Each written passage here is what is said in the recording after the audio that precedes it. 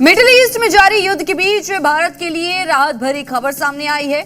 Russia का एक बड़ा तेल टैंकर अपना रास्ता बदलकर अब भारत पहुंच चुका है, जिससे भारत में कच्चे तेल की सप्लाई को मजबूती मिली है और ये बहुत बड़ी राहत की खबर है। बेंगलुरु तट पर भारत के लिए बड़ी ऊर्जा राहत लेकर रूस का तेल टैंकर एक्वा टाइटन पहुंच चुका है। रूसी एक्वा टाइटन 1 लाख टन से ज्यादा क्रूड ऑयल लेकर भारत पहुंचा है, यानी इस टैंकर में करीब 7.7 लाख बैरल कच्चा तेल भरा है। दिलचस्प बात यह है कि जहाज पहले चीन जा रहा था, लेकिन रास्ते में रूसी राष्ट्रपति पुतिन ने खेल कर दिया और जहाज का रुख बदलकर भारत की तरफ कर दिया। अब टैंकर बेंगलुरु तट के करीब पहुंचा, जहां से पाइपलाइन के जरिए क्रूड ऑयल को पोर्ट तक भेजा जाएगा। इसके बाद पोर्ट पर मौजूद MRPL फैसिलिटी में इस तेल को प्रोसेस किया जाएगा। अब जब मिडिल ईस्ट में चल रहे संघर्ष के कारण वैश्विक सप्लाई प्रभावित हो रही है, तो ऐसे में ये खेप भारत के लिए महत्वपूर्ण मानी जा रही है। भारत सरकार लगातार तेल और LPG की आपूर्ति बनाए रखने की कोशिश में है, ताकि देश में किसी तरह की कोई कमी न हो। मिडिल ईस्ट की भीषण जंग का आज 23वां दिन जारी है और भारी तबाही के बीच आज पूरी दुनिया के जहन में एक सवाल जरूर है कि ये युद्ध कब थम जाएगा, क्योंकि जैसे जैसे युद्ध बढ़ रहा है दुनिया पर एक बहुत बड़ा संकट मंडरा रहा है। तेल की कीमतें पहले से ही आसमान छू रही हैं और इस बीच अब सोना चांदी की चमक भी फीकी पड़ गई है। सोने में निवेश करने वाले हर उस शख्स के जहन में ये सवाल उठ रहा है, आखिर आगे क्या होगा।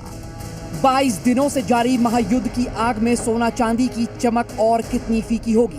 अमूमन माना जाता है कि जब वैश्विक तनाव पैदा होता है तो सोना और चांदी की कीमत बढ़ती है, इसलिए क्योंकि लोग सुरक्षित निवेश की ओर बढ़ते हैं। लेकिन ईरान युद्ध में ऐसा बिल्कुल दिखाई नहीं दे रहा।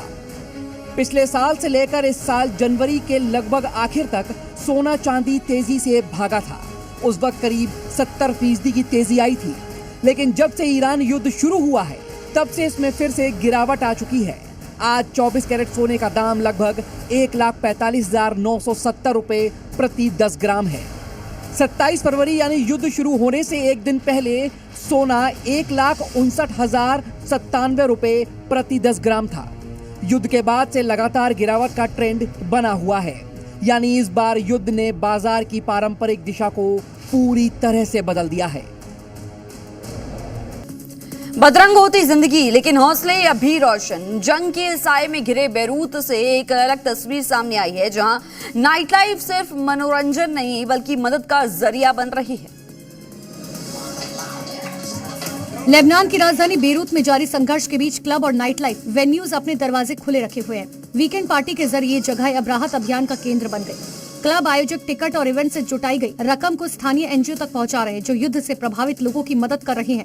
यानी संगीत और रोशनी के बीच इंसानियत की एक नई मिसाल। बेरूत में जंग के बीच उम्मीद अब भी जिंदा है।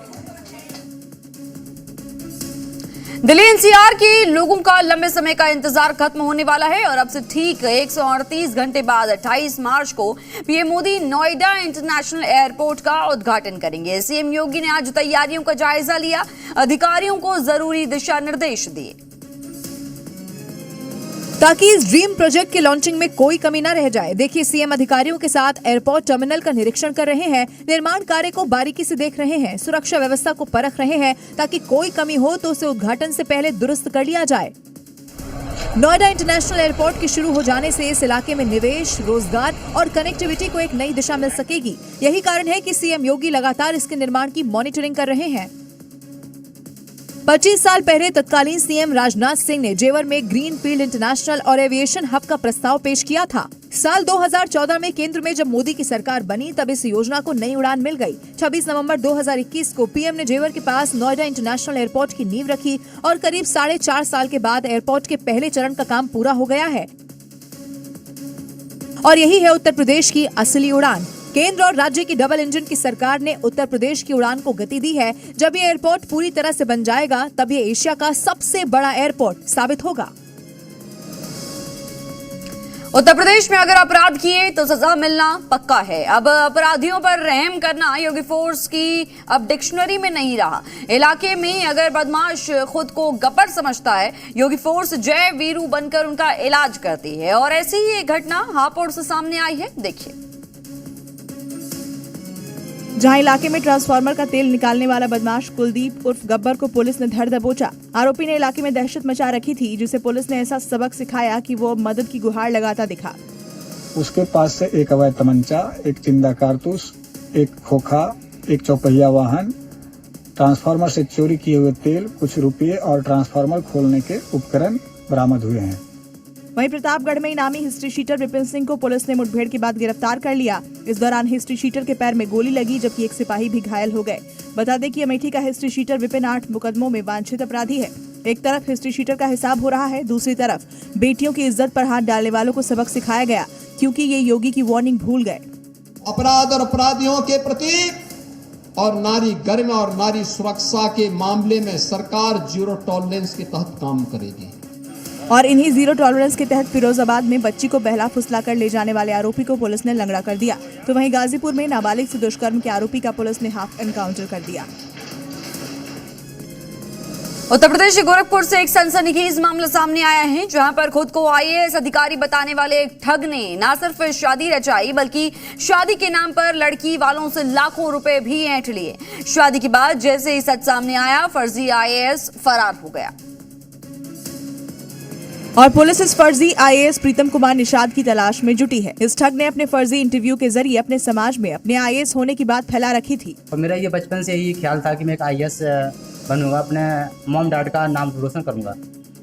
अपने आईएएस होने का दावा करते प्रीतम के झांसे में गोरखपुर का एक परिवार भी आ गया और उन्होंने बेटी की शादी इससे कर दी। दहेज नहीं लेने का वादा करने वाले इस ठग ने शादी की तैयारी में मदद के नाम पर लड़की वालों से कई लाख भी ऐंठ लिए, लेकिन शादी के अगले ही दिन उसकी ठगी का राज खुल गया। लड़की ने अपने परिजनों को जैसे ही ये बात बताई, फर्जी आईएएस फरार हो गया। पीड़ित पिता की तहरीर पर कैंट थाने में आरोपी युवक, उसकी बहन और अन्य के खिलाफ मुकदमा दर्ज कर लिया गया है। पीड़ित परिवार की माने तो आरोपी युवक ने अब तक 25 शादियां कर कई परिवारों को चूना लगाया है। अभिनेता रोहित शेट्टी के घर बीते दिनों गोलीबारी के मामले में फरार आरोपी पर उत्तर प्रदेश और मुंबई एसटीएफ ने शिकंजा कसा है और उसे उत्तर प्रदेश के आगरा से धर दबोचा है।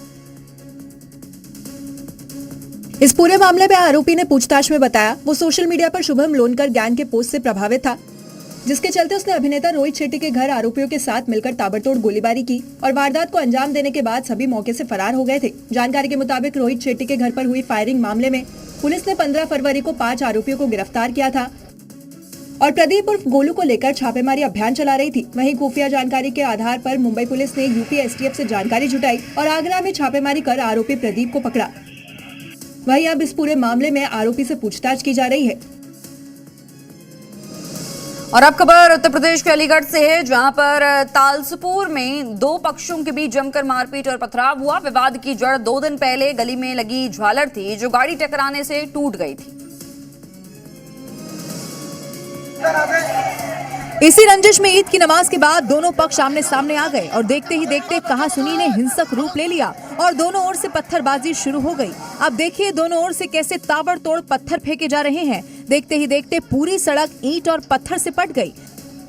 लड़ने वाले दोनों पक्ष के लोग एक ही समुदाय के हैं। सड़क से शुरू हुआ उनका विवाद अस्पताल तक जारी रहा। जिला अस्पताल में भी दोनों पक्ष के लोग आपस में उलझ गए। इस हमले में एक पक्ष के 3 लोग गंभीर रूप से जख्मी हुए।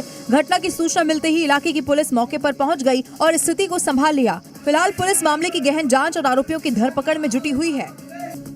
और अब खबर मध्य प्रदेश के अलीराजपुर से है, जहां पर पुलिस ने कार्रवाई स्टंटबाजों के छपरी गैंग को सबक सिखाया है और पूरे शहर में जुलूस को निकालकर ये बता दिया है कि शहर में रहना है तो तमीज में रहना होगा।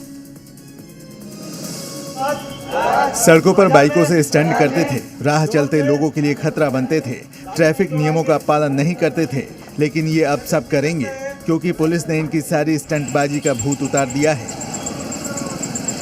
पुलिस ने न सिर्फ कानूनन कार्रवाई की, बल्कि पूरे शहर में जुलूस भी निकाला। इन छपरियों को तो सबक सिखाया ही, साथ ही युवाओं को भी संदेश दे दिया, कानून से मजाक बर्दाश्त नहीं किया जाएगा। जम्मू कश्मीर के बारामूला में भयंकर लैंडस्लाइड हो गया, जिसके बाद से नेशनल हाईवे पूरी तरह से बंद हो गया। सड़क पर पत्थर और मलबा गिरने से आवाजाही भी ठप हो गई। पूरी घटना की वीडियो भी सामने आई है, जो डरा देने वाला है। वीडियो में साफ देखा जा सकता है कि कैसे चट्टानें फिसलते हुए सड़क पर गिर रही हैं। करीब 20 सेकंड तक पहाड़ी टूटकर सड़क पर गिरती रही और कुछ लोग दहशत में खड़े देखते रहे तो कुछ वीडियो बनाते नजर आए। देखते ही देखते हाईवे मलबे से भर गया। इस भूस्खलन के बाद हाईवे पर ट्रैफिक पूरी तरह ठप हो गया और सुरक्षा के मद्देनजर गाड़ियों को रोक दिया गया। बता दें कि ये सड़क पुरी को घाटी के बाकी हिस्सों से जोड़ने वाला एकमात्र ऑल वेदर रूट है। ऐसे में इसका बंद होना बड़ी परेशानी बन गया है। हालांकि राहत की बात यह है कि इस घटना में किसी के हताहत होने की खबर नहीं है, लेकिन भूस्खलन ने लोगों की चिंता बढ़ा दी है और सवाल उठ रहा है कि इस समस्या का स्थायी समाधान कब होगा। देखना होगा कि आवाजाही कब तक शुरू होती है। हिमाचल प्रदेश के मंडी जिले में नेशनल हाईवे पर लैंडस्लाइड हो गया, जिसकी वजह से यातायात बुरी तरह से ठप हो गया। दोनों तरफ से हाईवे फिलहाल बंद हो गए और कई लोग खतरे की जद में हैं। एक तरफ हिमाचल प्रदेश के कई इलाकों में बर्फबारी हो रही है जो सैलानियों को पहाड़ों की तरफ खींच रही है, तो दूसरी तरफ अलग अलग जगहों से लैंडस्लाइड की खबरें भी सामने आ रही हैं। ये तस्वीरें मंडी जिले में नेशनल हाईवे पर रोपड़ू नाले के पास हुए भीषण भूस्खलन की हैं। पहाड़ से बड़े बड़े पत्थर अचानक सड़क पर आ गए, जिसकी वजह से यातायात पूरी तरह से ठप हो गया। तस्वीरों में मलबा गिरते हुए साफ तौर पर देखा जा सकता है, जिससे दोनों तरफ का रास्ता बंद हो गया। मलबे की चपेट में आने से 2 गौशालाएं भी क्षतिग्रस्त हो गयी, जबकि 9 परिवारों के 42 लोग डेंजर जोन में आ गए। खतरे को देखते हुए प्रशासन ने एहतियातन 2 परिवारों को सुरक्षित जगह पर शिफ्ट किया। बाकी परिवारों को भी अलर्ट रहने के निर्देश दिए गए। फिलहाल प्रशासन की टीम रास्ते से मलबा हटाने में जुटी हुई है, जिससे एक बार फिर से रास्ता खोल सके।